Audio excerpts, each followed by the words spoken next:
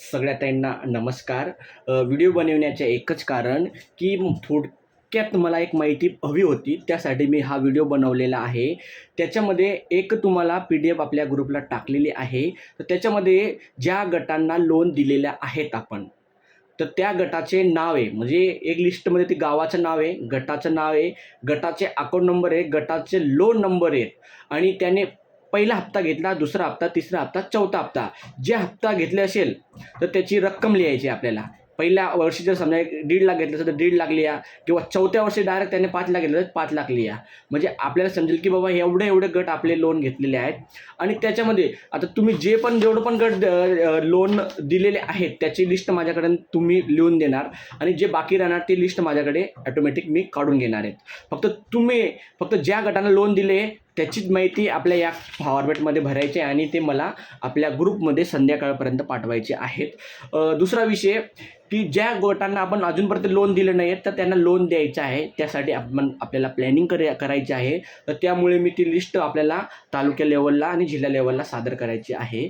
हा एक महत्त्वाचा मुद्दा आहे. दुसरा मुद्दा असा आहे ताई, आपण खूप वेळा तुम्हाला सांगून लोकसचं कामं होताना दिसत नाहीत. तर त्यामुळे तुम्हाला सांगतोय की मी नंतर आपले काम वाढत जाणार आहेत. तर त्यामुळे तुम्हाला आता हे 4-5 दिवस आहेत, त्याच्यामध्ये हा लोकसचं काम, जुने गट आणि नवीन गट हा एकत्र बसून किंवा तुमच्या परीने कामं करून टाका. 100% लोकसचं काम आहे पहिली गोष्ट. नवीन गट आणि जुने गट. तर दुसरा विषय असा आहे अजून त्याच्यामध्ये, आर-एफ ज्या गटांना मिळालेलं नाही त्यांचे पासबुक मला पर्सनल टाका. कारण की त्या गटांना जर अडचण असेल त्यांच्या पोर्टलवर, म्हणजे आपला NRLM जो पोर्टल आहे त्याच्यामध्ये बँकेचे पासबुक आणि पोर्टलवर अकाउंट नंबर बरोबर आहेत का.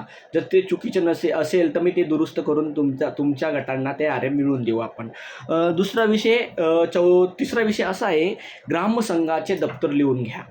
जी महिलाला ग्रामसंघाचे दप्तर लिहिता येत असेल त्यांच्याकडून लिहून घ्या. जर लिहिता येत नसेल तर शनी मंडळच्या गीतांजली ताई आहेत बहुतेक, तर ते दप्तर चांगले लिहितात. तर त्यांच्याकडे तुम्ही आपल्या ग्रामसंघामधून कमीत कमी रक्कम काढून त्यांना पैसे देऊन दप्तर लिहू शकतात. सुरुवातीपासून शेवटपर्यंत आजपर्यंत म्हणजे 31 मार्चपर्यंत दप्तर लिहून घ्यायचं आहे. त्याच्यानंतर दीपाली ताईला सोबत घेऊन आपल्या ग्रामसंघाच्या सुरुवातीपासून तर शेवटपर्यंत, म्हणजे 1 एप्रिल ते 31 मार्चपर्यंतचं तुमचा ग्रामसंघ स्थापन झाला तेव्हापासून आपल्याला ऑडिट नोट करून ग्रामसंघाच्या अध्यक्ष सचिवाच्या सह्या करून हे एक फाईलमध्ये बनवून ठेवायचं आहे. कारण की हे ऑडिट करण्याचं एकच कारण ताई महत्त्वाचं, की आपल्या तालुका लेवलला आणि जिल्हा लेवलला आपल्याला द्यायच्या आहेत. तरी पण आपल्या रनाळे प्रभागामध्ये हा शाहू समाज आहेत, बरोबर. तर तिथं खूप अडचण येऊ शकतात, माहितीचे अधिकार येऊ शकतात. तर त्यामुळे ग्रामसंघावर पैसे येत राहत आहे आता. तर तिथं माहितीचे अधिकार खूप पडत आहे. तर त्यामुळे आपल्याला आपली गोष्ट आपल्याला सेव्ह करून घेणं खूप महत्त्वाचं आहे, की ग्रामसंघामध्ये कोणाला लोन दिलं, काय दिलं आहे, किती पैसे आहेत, या गोष्टी त्या ऑडिट नोटमध्ये आपल्याला एका वर्षामध्ये किती कोणाकडे काय पैसे आहे आणि दप्तरमध्ये आपण बघू शकतो आणि त्यांना दाखवू शकतो. ऐन वेळेस आपल्याला खूप धावपळ होईल. तर त्यामुळे तुम्हाला मी हात जोडून विनंती करतो ताई तुम्हाला, की हे काम करून घ्या. हे काम खूप महत्त्वाचे आहे. हे काम जर नाही केलं तर ऐन वेळेस तुमच्यावर लोड येईल आणि मलाही त्रास होईल आणि तुम्हालाही त्रास होईल. तो त्रास कमी करून घ्यायचा असेल तर आपल्याला कामं करून घ्यावं लागेल. ते पुढे लग्नाचं दिवस येणार आहे पुढच्या 1 महिन्यामध्ये, तर त्यामुळे तुम्ही आत्ताच काम करून घ्या आणि संपवून घ्या. 5वा विषय असा आहे, की तुम्ही गट बनवलेत, बँकेमध्ये पण जमा केलेत, बरोबर. पण बँकेमध्ये जमा केल्यानंतर त्यांचे अकाउंट नंबर काय आले नाहीत. पण त्याच्यावर विषय त्यांच्या बँकेमध्ये जा आणि तो विषय मार्गी लावा. 6वा विषय असा आहे, जे ग्रामसंघ मीटिंग घेत नाही, म्हणजे ग्रामसंघाची मीटिंग दर महिन्याला होते. आता आपण तुम्हाला मी बॅनर दिले आहेत, ते बॅनर लावून दर महिन्याच्या ग्रामसंघाची मीटिंग व्हायलाच पाहिजे आणि ते नोट कॅम्पमध्ये दर महिन्याच्या मीटिंगचे फोटो यायला पाहिजे. तर अजून एक 7वा विषय असं सांगतो तुम्हाला, की तुम्हाला दररोज मी 1 गटांना भेटी द्यायला लावल्या होत्या आणि ते रोज जर तुम्ही 1 गटांना जर भेट देऊ शकत नसाल तर काम काय करत असाल तुम्ही. तर त्यामुळे ते तुम्हाला मी शिकवतोय, माझ्या बहिणी आहात तुम्ही, तर रोज कमीत कमी 1 गटाकडे जाऊन त्यांना मदत करा. हळूहळू तुमच्याकडे 10-10, 15-15 गट असेल तर तुम्ही महिन्यात 2 महिन्यात त्याच्याकडे पोहोचले तर तुम्हाला त्यांचे प्रश्न समजतील आणि त्यांना आपल्याला गरिबीतून कसं बाहेर काढता येईल हा आपण त्यांना मदत करणार आहे. एवढे विषय होते माझे, जास्त विषय मी काय तुमच्याशी बोलत नाही. वारंवार सूचना देतो तुम्हाला.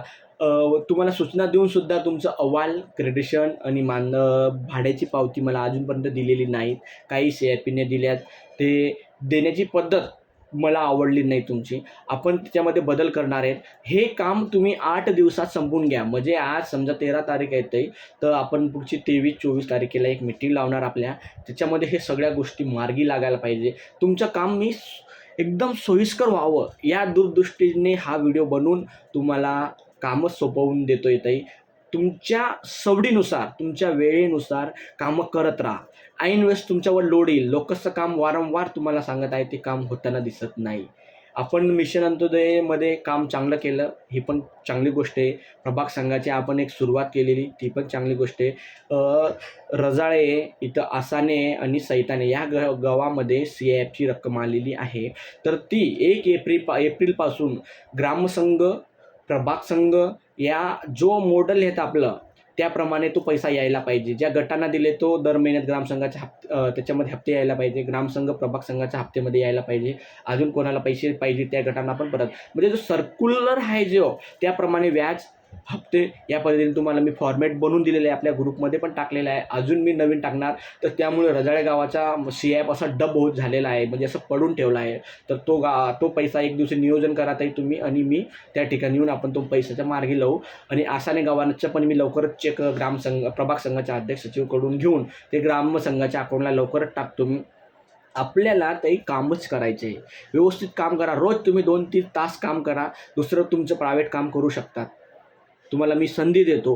पण तुम्ही जर रोज 1 तास 2 तास जरी काम केलं नाही, तर काम कसं होईल आपलं? तर त्यामुळे तुम्हाला हात जोडून विनंती करतो ताई तुम्हाला मी, की कामं करा. आता चांगली वेळ आलेली आहे. जर आपलं पहिल्यासारखंच म्हणजे प्रभाग समन्वयक न होता तुमच्याकडे आता आहे, तर तशीच परिस्थिती असेल, तर आपलं प्रभागाचं उन्नती, प्रगती होणार नाही. तर त्यामुळे तुम्ही माझे कर्मचारी आहात.